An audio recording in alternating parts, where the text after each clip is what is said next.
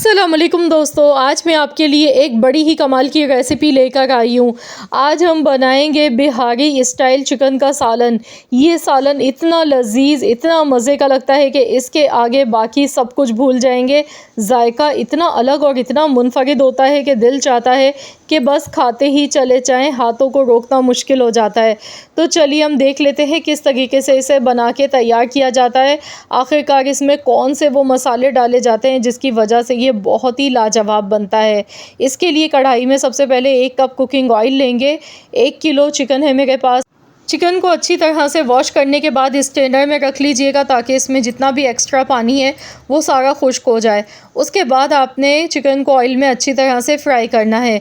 इस तरह से ये होगा कि आपका टाइम कम लगेगा और जल्दी से चिकन फ्राई हो जाएगा। तो यहाँ पर देखिए चिकन पर इस तरह के डॉट्स बढ़ना शुरू हो चुके हैं। चिकन बहुत अच्छी तरह से फ्राई हो चुका है।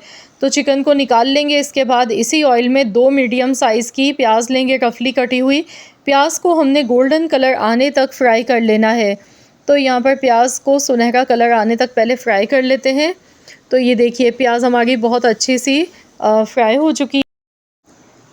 तो चलिए अब इसे निकाल लेते हैं ऑयल से और इसे ठंडा होने के लिए रख देंगे। तो ऑयल में से हम प्याज को निकाल लेते हैं। बस इतना ही कलर हमें इसका ऐसा चाहिए था।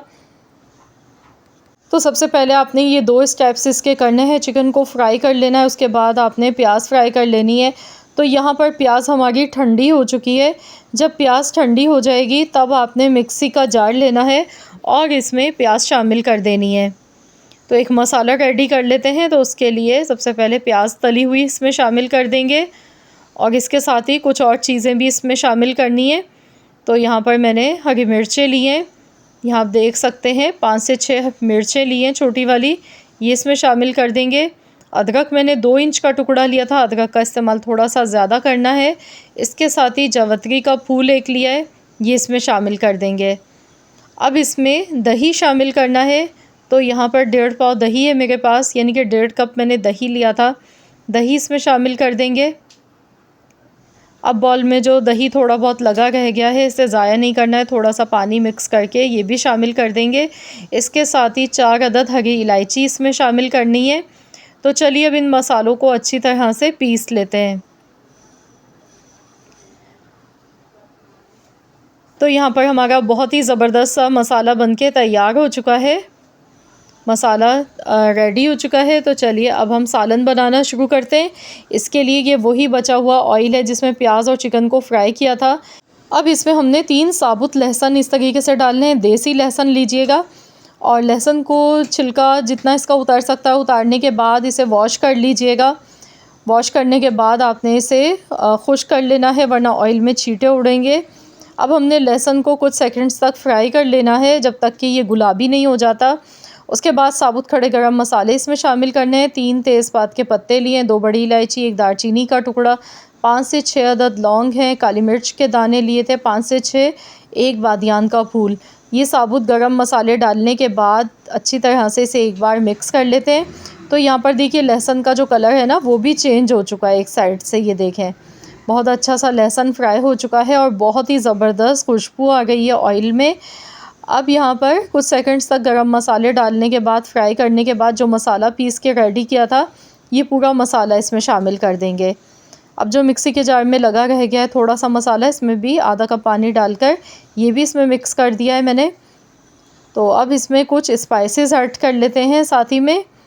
तो यहाँ पर मैं इसमें सबसे पहले कूटा हुआ धनिया है ये डाल गई हूँ 1 टेबल स्पून भर के। 1/2 टेबल स्पून कूटा हुआ ज़ीरा इसमें शामिल करना है और आधा चम्मच हल्दी पाउडर का डालेंगे, 1 चम्मच लाल मिर्च का पाउडर मिक्स कर लेंगे। तो अब यहाँ पर इसे अच्छी तरह से मिक्स करेंगे और उसके बाद फिर हमने इसमें चिकन भी शामिल कर देना है। तो यहाँ मसालों की भुनाई नहीं करनी है अभी हमने। अब जो फ्राई किया हुआ चिकन है ना वो भी साथ में इसमें शामिल कर देंगे। तो यहाँ पर चिकन और मसालों को अच्छी तरह से पकाएंगे ताकि बोटी के अंदर तक जायका आना चाहिए इन मसालों का।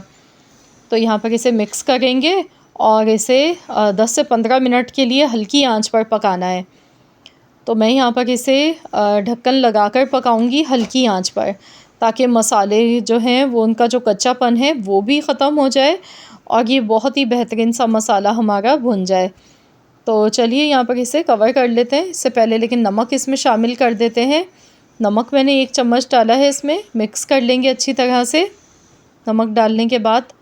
और बस अब हमने यहाँ से हल्की आंच पर पकाना है। इसमें जो दही का पानी है ना, उसी में चिकन भी हमारा बहुत अच्छी तरह से 50% तक पक जाएगा और दूसरा मसाले भी अच्छी तरह से पक जाएंगे, मसालों का कच्चापन दूर हो जाएगा। तो इस तरीके से आपने भी इस रेसिपी को तैयार करना है। तो चलिए कवर कर देते हैं 15 मिनट के लिए। गैस का फ्लेम लो कर देते हैं, हल्की आंच पर पका लेते हैं। 15 मिनट हो गए हैं, तो चलिए देख लेते हैं। माशाल्लाह बहुत ही ज़बरदस्त खुशबू आ गई है। अब मसाला भी आप देख सकते हैं भुना भुना नज़र आ रहा है। ऑयल इसमें अलग से सेपरेट हो चुका है, पानी इसका सारा खुश्क हो चुका है। तो मसालों की अच्छी तरह से भुनाई कर लेंगे। उसके बाद फिर हम इसमें हस्ब ज़रूरत पानी शामिल करेंगे शोरबे के हिसाब से। इसमें बहुत ज़्यादा पतला शोरबा अच्छा नहीं लगता है, इसलिए सिर्फ 1 कप पानी इसमें शामिल करेंगे। तो यहाँ पर 1 कप पानी का मैंने शामिल किया है। अब मैं इसे मिक्स करके देख लेती हूँ। अगर ज़रूरत लगेगी तो थोड़ा सा और पानी ऐड कर लेंगे, लेकिन यहाँ बिल्कुल सही है, परफेक्ट है ये बिल्कुल। तो चलिए अब मैं इसे हल्की आंच पर पकाऊंगी 10 से 12 मिनट के लिए। तो इसे कवर कर देते हैं ताकि चिकन इसमें अच्छी तरह से कुक हो जाए। 10 से 12 मिनट के लिए इसे हल्की आंच पर पका लेते हैं और फिर आपको दिखाती हूँ। तो वीडियो को एंड तक ज़रूर देखिएगा। इंशाअल्लाह ताला इस रेसिपी को एक बार बनाएंगे तो बार बार बनाने पर मजबूर हो जाएंगे। ये बहुत ही लाजवाब रेसिपी है चिकन बनाने की। तो यहाँ पर आप देख सकते हैं चिकन हमारा बहुत अच्छी तरह से टेंडर हो चुका है। ये देखिए गोश्त जो है वो हड्डी से अलहदा हो गया है। नज़र आ रहा है कि बहुत अच्छा सा चिकन इसमें गल चुका है। अब लास्ट में गरम मसाला पाउडर इसमें शामिल करेंगे, सिर्फ 1 टीस्पून, बहुत थोड़ा सा डालना है, ज़्यादा नहीं डालना है। इसके साथ ही हरी मिर्चें साबुत थोड़ी सी डाली हैं खुशबू के लिए और इसे अच्छी तरह से मिक्स कर लेंगे। तो लीजिए जनाब, देखिए दिखने में ही कितना डिलीशियस और कितना मज़ेदार लग रहा है ये सालन। तो आप इसे गर्मा गर्म चपाती के साथ खाएं, तंदूर वाली रोटी के साथ खाएं या फिर चावल बॉईल कर लें उसके साथ भी खा सकते हैं। बहुत ही मज़ेदार ही लगता है।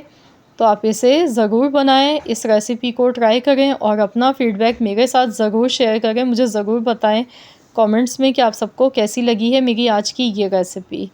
मुझे पूरी उम्मीद है कि इंशाअल्लाह ताला ये रेसिपी आप सबको ज़रूर पसंद आएगी। तो फ्रेंड्स, अगर वीडियो अच्छी लगी है तो वीडियो को लाइक कर दें, शेयर कर दें। चैनल पर अगर आप मेरे नए हैं, चैनल को सब्सक्राइब नहीं किया है तो चैनल को भी सब्सक्राइब कर लें। मिलते हैं इंशाअल्लाह ताला एक और नई वीडियो के साथ। तो जब तक के लिए अल्लाह हाफ़िज़।